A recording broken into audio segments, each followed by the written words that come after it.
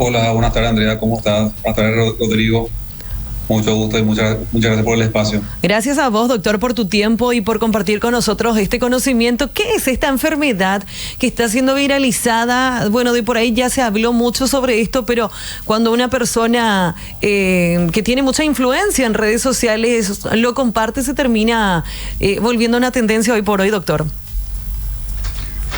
Así mismo, es algo que está ocurriendo mucho, tengo entendido, en Argentina. Sí. Es como una moda o se está conociendo más lo que es el SIBO, ¿verdad? Sí. El SIBO, ¿verdad? Siempre existió. ¿Y qué significa esta enfermedad, verdad? Son las siglas en inglés de lo que significa sobrecrecimiento bacteriano en el intestino delgado de las bacterias, ¿verdad? Uh-huh. Esa es la definición, ¿verdad? Nosotros tenemos que entender primeramente, antes de la definición, de que tenemos muchas bacterias a nivel del tubo digestivo, el aparato digestivo, Sí.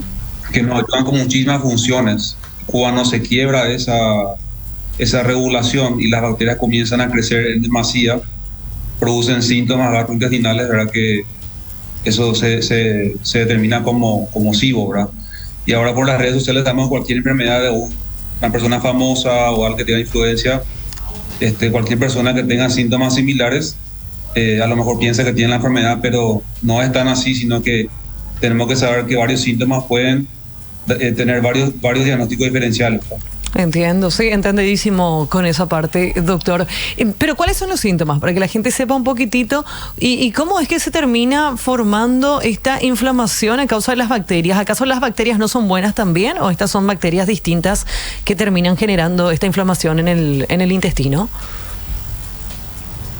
Bueno, en verdad tenemos, como había dicho, tenemos entre 300 y 500 especies de bacterias conviviendo en el tubo digestivo. Nos ayudan con la defensa, con la digestión de nutrientes que nosotros no podemos digerirlas, en la producción de vitaminas, en la inmunidad, la defensa.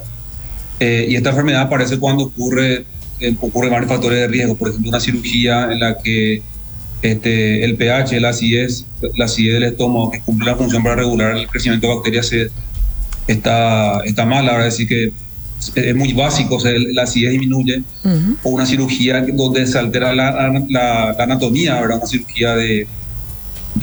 cirugía de estómago, o un bypass gástrico, o cirugía en la que se altera la anatomía del intestino, se resecan parte del intestino, ¿verdad? Sí. Y además hay otros factores, una enfermedad más rara, más que hay que tener en cuenta, que justamente hay que buscar cuando uno sospecha SIBO, enfermedades, por ejemplo, como esclerodermia, diabetes mellitus, porque eso hace que el intestino se lentezca.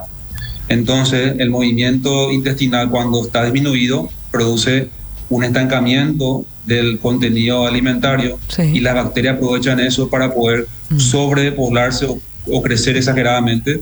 Uh-huh. Y eso es lo que produce síntomas, ¿verdad? ¿Por qué? Porque las bacterias usan estos sustratos y lo van fermentando, van produciendo gases intestinales. Uh-huh. Y cuando son exageradamente, ya van produciendo alteraciones en la parte nutricional, porque van compitiendo contra alimentos que tienen que ser absorbidos. Sí. Y también pueden producir déficit de vitaminas. Qué interesante, interesantísimo, doctor. Y es por eso entonces que ocurre esta inflamación y que la gente piensa que, o sea, que nunca puede bajar esa pancita de abajo, pero puede ser uno de los síntomas entonces del SIBO. Puede ser uno de los síntomas, pero hay que tener mucho cuidado, porque hay otras enfermedades que son más comunes que estas, uh-huh, que pueden llevar a estos síntomas. Una de ellas, la enfermedad, la que más queremos descartar los gastroenterólogos, es lo que es la enfermedad celíaca. Uh-huh. Y luego tenemos otros trastornos ya digestivos, puede ser incluso una gastritis, uh-huh, o una esofagitis muy importante, puede producir distensión abdominal, o sea, solo decimos la hinchazón abdominal. Uh-huh. Y algo muy importante que tenemos que saber es el estreñimiento. Uh-huh. Es algo muy importante, antes de apurarnos, diagnosticar un SIBO, ver si el paciente tiene un estreñimiento importante y tratar la misma, porque si es que no tratamos el estreñimiento, por ejemplo, un paciente que tiene estreñimiento y tiene hinchazón, probablemente la hinchazón no sea por un SIBO, sino que sea por estreñimiento.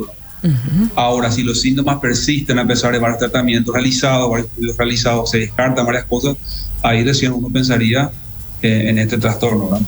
Entendidísimo, doctor. ¿Qué recomienda a uno, verdad? Obviamente cuando empieza a sentir algún que otro síntoma, lo ideal es ir a consultar con el médico, no automedicarse. De repente la gente le baja algún que otro mejunje de yuyos, ¿verdad? Y cree que así la cuestión puede llegar a solucionarse.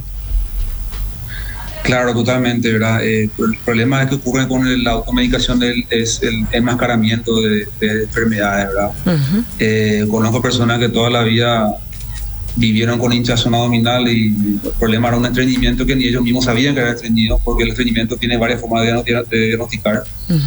Y siempre lo ideal es consultar con un gastroenterólogo de confianza, el cual le pueda comentar sus síntomas, hablar un poquito también del día a día, los hábitos de cada paciente, porque muchos pacientes también, te adelanto, ¿verdad?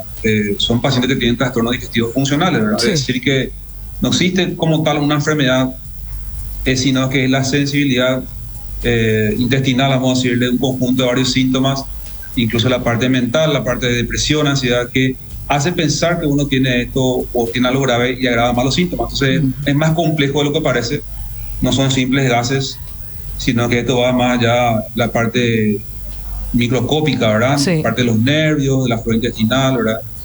Entonces, yo recomiendo, obviamente, si uno tiene estos síntomas que no van pasando a pesar de inserir el cuerpo o a pesar de comer de forma equilibrada, Sí. obviamente hay que consultar porque obviamente hay algo que no está bien, ¿verdad? Totalmente, y qué importante, doctor, y cuando te escucho nomás digo, yo nunca fui al gastroenterólogo.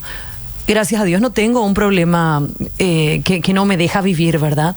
Pero qué importante es hacerse de igual manera un chequeo, porque uno cree que está bien y recién cuando se empieza a sentir mal, cuando le duele algo, cuando ya no aguanta, ahí recién acude, ¿verdad? Y qué interesante es que uno pueda hacerse estos chequeos también dentro de los chequeos anuales que de repente análisis de sangre y demás uno se hace, sino que tenga también un control, tenga o no algún tipo de dolor, de molestia estomacal digestiva, ¿verdad?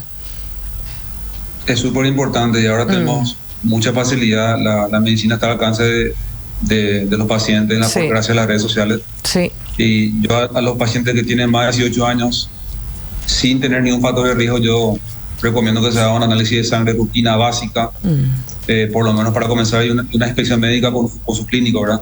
Sí. Y si tienen factores de riesgo en la familia, esa consulta se puede adelantar porque sabemos muchas enfermedades que tienen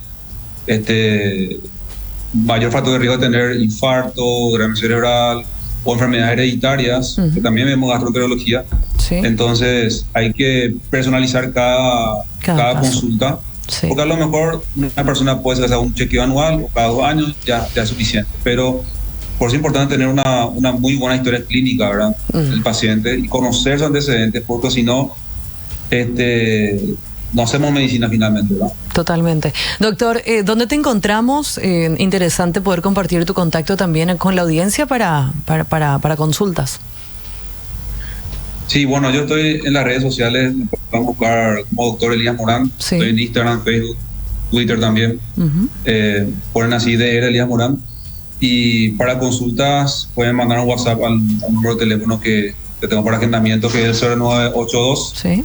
663321. Ok, 663321. Estaba para ayudarles. Gracias, doctor. Hay un caso de reflujo en casa, así que te voy a estar escribiendo para poder solucionar un poquitito. Te envío un abrazo. Gracias, doctor, por tu tiempo. Dale, igualmente para ustedes, muchas gracias por el tiempo. El doctor Elías Morán, él es médico clínico, gastroenterólogo y hepatólogo.